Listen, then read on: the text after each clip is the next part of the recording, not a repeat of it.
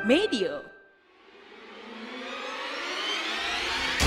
Tinggal nama saat semuanya sudah terlambat.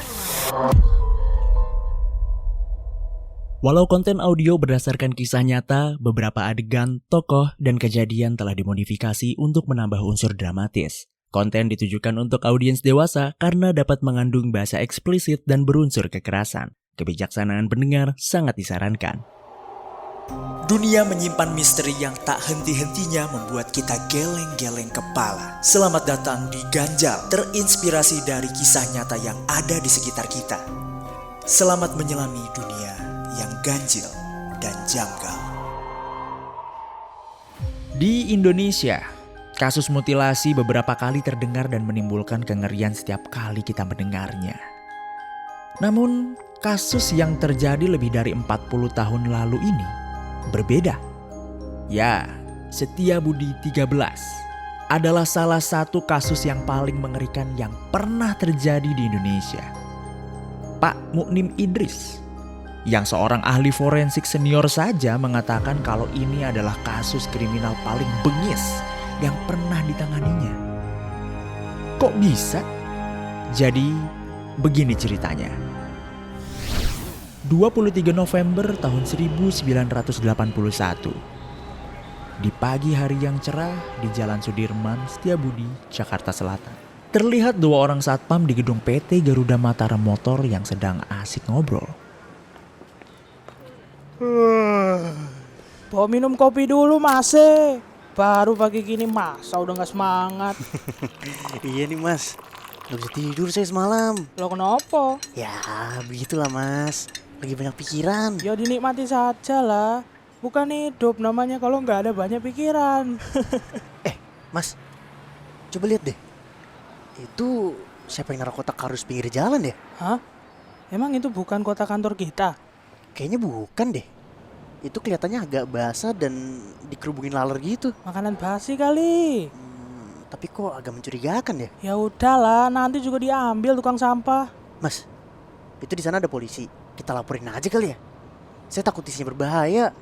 Kalau bom gimana? Barangan aja. Ya kalau bom mana mungkin dikerubungin laler. Biar pasti temenin bentar yuk. Lah, terus ini pos siapa yang jaga? Oh iya. Ya udah, saya ke sana deh. Halo, selamat pagi Pak. Maaf mengganggu Pak. Ya, pagi Mas. Ada yang bisa saya bantu? Pak, di dekat kantor kami ada kotak mencurigakan Pak. Hah? Mana? Itu Pak, lihat gak? Ada 2 kotak kardus yang dikerubungi laler Pak. Ya udah, nanti saya coba cek ya. Tapi waktu sudah lewat berjam-jam. Pak polisi itu pun belum mengecek kotak tersebut karena masih sibuk mengatur lalu lintas. Itu kok kotaknya belum diapa-apain ya? Lalernya malah makin banyak. Udah kita biarin aja. Nanti juga ada yang ngurusin. Nah loh, dilihat-lihat sama gelandangan dah tuh kotaknya. 2 orang gelandangan yang sedang melewati trotoar tertarik untuk melihat isi dari kotak tersebut. Mereka pun mendekati dan berusaha membukanya. Kotak apaan nih? Hadiah kali ye. Tapi kok ada basa-basanya ya? Dilalerin juga? Kanan kali. Udah cek aja. Siapa tahu makanan. Kebetulan lapar banget gua. Tuh kan? Wih, daging ini mah. Daging apa? Sapi? Kambing? Masih bisa dimasak gak? Ini daging.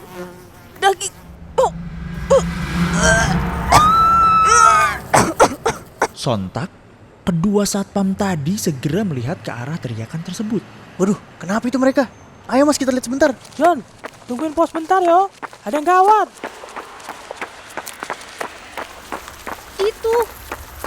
Itu tangan orang.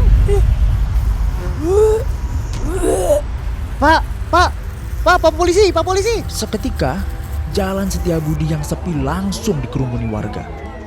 Polisi pun berusaha mengamankan lokasi. Jadi ini bagaimana kejadiannya? Saya sama teman saya lagi lewat. Sekalian cari-cari sampah di trotoar ini, Pak. Terus kok ada kardus rapi gitu ya? Saya jadi penasaran, kan kali aja isinya makanan. Awalnya kita kira ini daging sapi, Pak. Soalnya kardusnya udah banyak laler sama basah juga. Terus ternyata di dalamnya potongan tangan, tulang sama kepala manusia, Pak. Nah itu yang tadi saya bilang, Pak.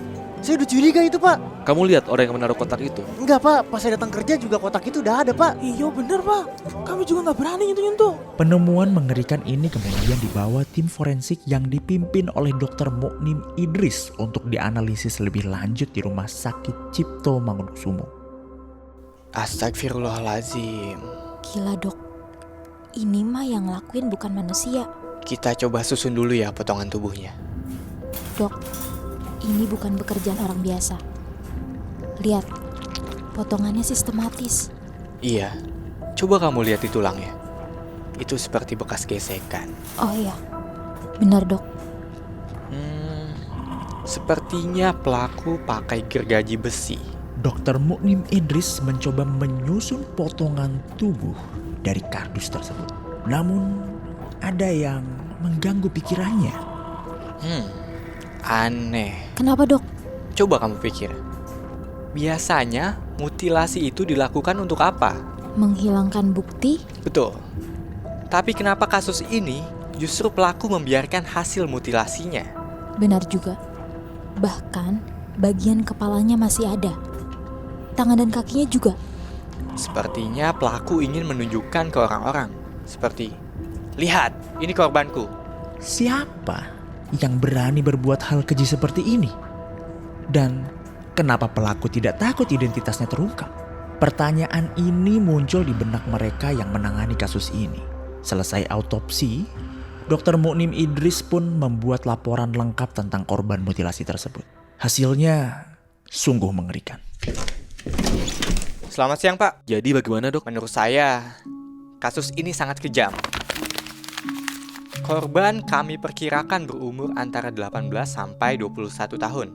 Masih muda sekali, tingginya 165 cm dengan perawakan sedikit gemuk. Korban ada gangguan fimosis, penyempitan tulang air seni pada alat kelaminnya. Korban dipotong jadi 13 bagian. Paru, hati, dan limpanya masih utuh.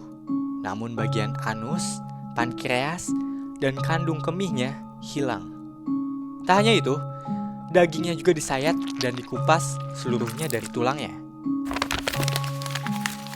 Pembunuhan berlangsung sehari sebelum korban ditemukan. Kami rasa ini pekerjaan profesional dan dikerjakan lebih dari 1 orang. Proses mutilasi ini hanya berlangsung sekitar 3-4 jam. Sebagai perbandingan, untuk membedah saja, kami, tim forensik, membutuhkan waktu lebih dari 2 jam. Ya Tuhan. Berita penemuan korban mutilasi ini membuat heboh seisi Indonesia.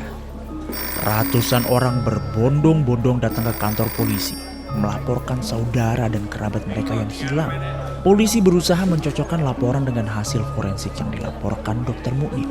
Namun, tidak ada yang cocok sama sekali. Sampai akhirnya korban dimakamkan. Polisi sama sekali belum berhasil menetapkan siapa pelaku pembunuhan sadis ini. Meski banyak petunjuk yang ditemukan, identitas korban bahkan tidak berhasil diungkap. Desas-desus soal siapa korban dan pelaku pembunuhan masih terus bergulir sampai sekarang. Walaupun begitu, rasanya kasus Setiabudi 13 tetap menjadi misteri yang sepertinya tidak akan pernah bisa terungkap. Sampai jumpa di episode ganjal berikutnya. Untuk cerita ganjil dan janggal berdasarkan kisah nyata yang ada di sekitar kita. Jangan lewatkan episode Tinggal Nama selanjutnya. Saat semuanya sudah terlambat, yang tersisa hanyalah tinggal nama.